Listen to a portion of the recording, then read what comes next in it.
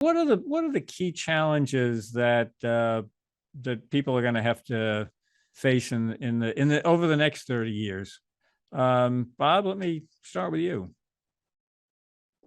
Well, I think that we're heading to, I would say, serious financial problems. I mean, you can only postpone this thing for so long, and you know, it was bad in the 1990s.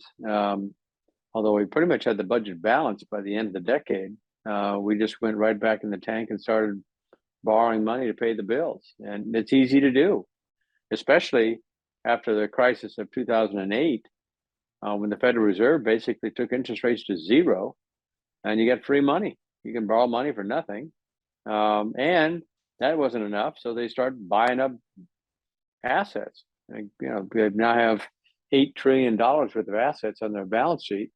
So the Federal Reserve is in a position right now where they're finally going to try to do something about inflation, and it's going to. There's no other way to solve the problem other than raise interest rates, and that's going to make the deficit worse, and it's going to probably have a negative impact on revenues coming in because the economy's got to slow. You're already seeing it slow in housing, so but it all gets back to the same thing, Bob, which is, are elected people willing to tell the audience the truth? Are they willing to say to the audience, honestly, that we've got to slow down the growth of these entitlement programs, and they go to, people over the age of 65 or 67 or 70, whenever they start taking it, and they vote. So right now, you've got a very large consensus for all the talk about, polarization and Republicans and Democrats not getting along anymore. They're all unanimously in favor of doing nothing about Social Security and Medicare. They're on board with the do nothing plan, and they help each other by going out there and staying silent when asked about the problem. Jack, you want to weigh in on? Yeah, I mean, what strikes me about this whole issue is that it's so old. I mean, we had our commission in 1994. So that's 28 years ago. Yeah.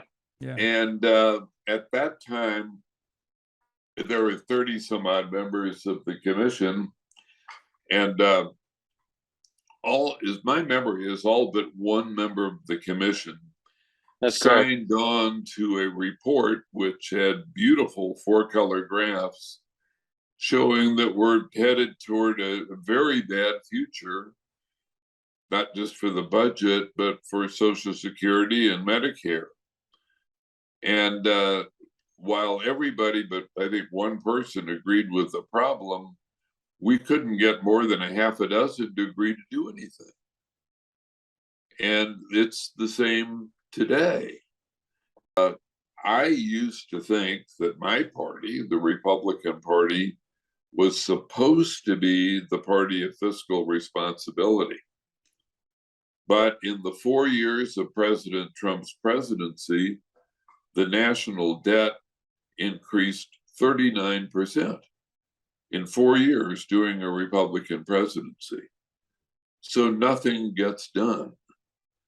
And then the urgency keeps getting closer and closer.